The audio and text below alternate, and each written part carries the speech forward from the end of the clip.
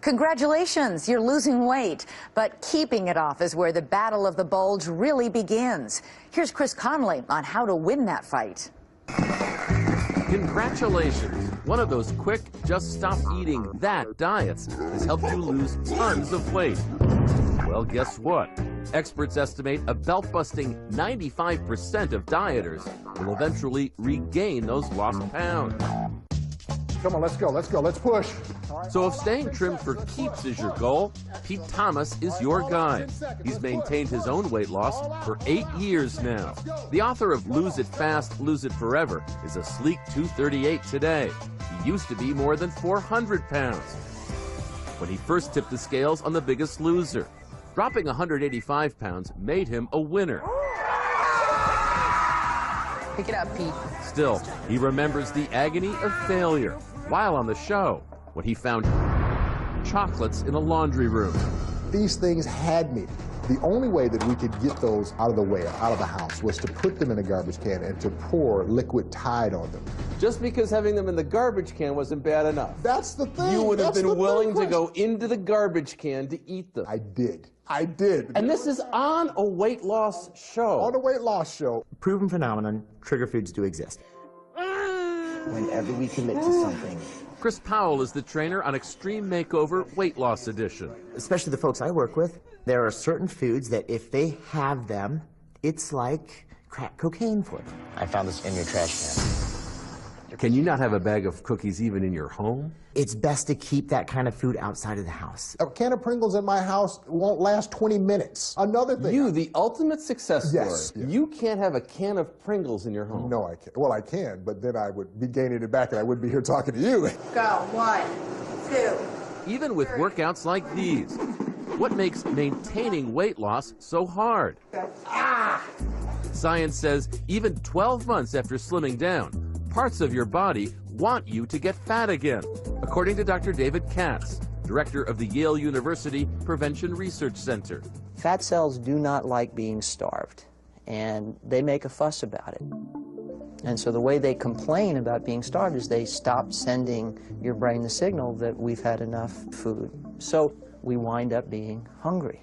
This is a great filler. For Pete, tricking those fat cells into thinking they are getting enough food requires an approach he calls fluid, filler, feast. So I'd have a diet pop, that would be my fluid. My filler would be the soup and the green beans. And why do you call that filler? Because it literally is filling up the stomach. And so the key is we want lower calorie filler. And then my feast is going to be the thing that I actually want. You know, if you eat a lot of wholesome foods, they have fewer calories, but they also have larger volume. They tend to keep us full. This is how I used to eat, how I eat now. For his meals, Pete maps out a strategy where he still eats plenty of familiar food, with the bad stuff swapped out. I'd have 9 slices of bacon and 4 eggs and 16 ounces of orange juice. What I eat now? I eat now 9 slices of turkey bacon, 4 servings of egg beaters, and 16 ounces of Crystal Light. So the caloric content has gone from over 1,000 calories to somewhere around 300. One tip for healthy eating that you haven't pointed out is have a near naked picture of yourself at 400 pounds within view of the kitchen. Does that help? At all times. At all times. What happens when you have a bad night? Yeah, I had a few of those. And what I teach is a bad night and a bad day does not equal a bad week. And so you simply have to catch yourself and get back on track. All right, come on, Christy, slow and easy. It's not all the time when you can see not one, but 2 Miss South Carolinas Keep it tight. working out side by side. You got this, Christy. 3, push it up. Helping to train 1994 winner Christy Green Lee, who's already lost 14 pounds since getting started, is 2011 Miss South Carolina Bree Boyce. Like millions of Americans, and such celebrities as Kirstie Alley, Janet Jackson, and Carney Wilson, Bree spent years as a yo-yo dieter. The soup diet, the carb diet. Yes, I have tried every single diet that you could think of. How much weight did you lose when you went on the Atkins diet? I lost 60 pounds. And what happened after that? I gained 70. She weighed 234 pounds in high school, where she'd get teased and feel ashamed. Her date canceled on her the night before the prom. Oh, you feel like such a failure.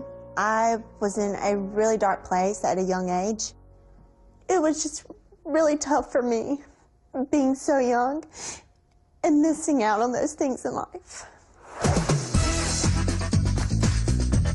4 years ago, Bree lost more than 100 pounds and has kept it off by getting educated about exercise and nutrition.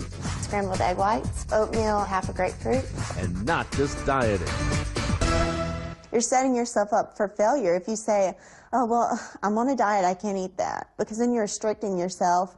You're going to end up binging and gaining weight back. Instead, Bree regained her self-esteem after winning the Miss South Carolina pageant. Miss South Carolina.